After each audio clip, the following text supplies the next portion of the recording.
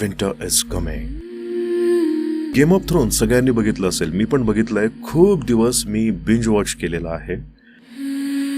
आणि ते बघत असताना मला जाणवलं की हे सगळे 7 राज्य आहेत, एकमेकांवर तुटून पडलेले आहेत, एकमेकांचे दुश्मन आहेत.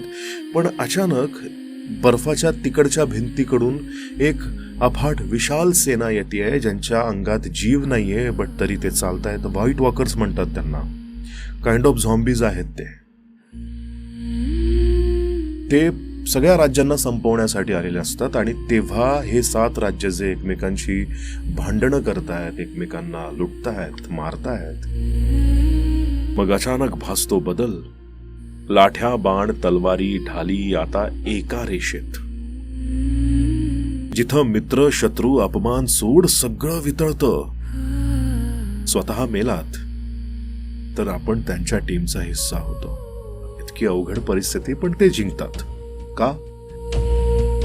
मुळात मी असं म्हणेन की सगळे जिवंत मानव एकत्र येतात म्हणून. पण या कथेतला खरा ट्विस्ट इकडे आहे. आपण त्या गेम ऑफ थ्रोन्सच्या प्रत्येक एपिसोडला, प्रत्येक सीझनला डोक्यावर घेतलं, पण आपल्या खऱ्या आयुष्यातलं खरं बर्फ देखील वितळतंय कुठल्या तरी ठिकाणी. ज्याला आपण ग्लोबल वॉर्मिंग म्हणतो, तेही एक निसर्ग युद्ध आहे. त्यातही असेल अदृश्य विषाणूंची सावली, पृथ्वीच्या गर्भात दडलेलं उद्याचं संकट, मे बी बर्फ वितळून बाहेर येण्याच्या प्रतीक्षेत असेल.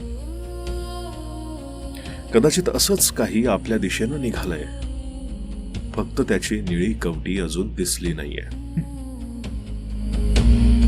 गमतीचा भाग नाहीये, अगदी सिरियसली मला हे हिट झालंय, म्हणून मी हे तुम्हाला इथे सांगतोय की कुठला तरी असा व्हायरस असेल जो त्या बर्फाच्छादित प्रदेशात खूप खाली गाडला गेलेला असेल आणि ग्लोबल वॉर्मिंगमुळे त्याचं पाणी वितळत वितळत तो व्हायरस जर बाहेर आला आणि त्याने त्याची स्वतःची वेगळी व्हाईट वॉकरची सेना बनवली आणि प्रत्येक जिवंत माणसाला ते खात सुटले, तर आपण काय करणार आहोत सांगा बरं? काय होईल त्या दिवशी, ज्या दिवशी आपल्याला हे सगळं बघायला मिळेल? त्या दिवशी ना भाषा उरेल, ना सीमा, ना राज्य, ना झेंडा.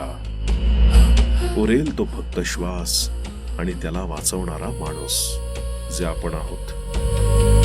लढाई शेवटी एकच आहे, जगाला वाचवायची आपल्याच हातांनी. तुम्हाला काय वाटतं? कमेंटमध्ये नक्की सांगा.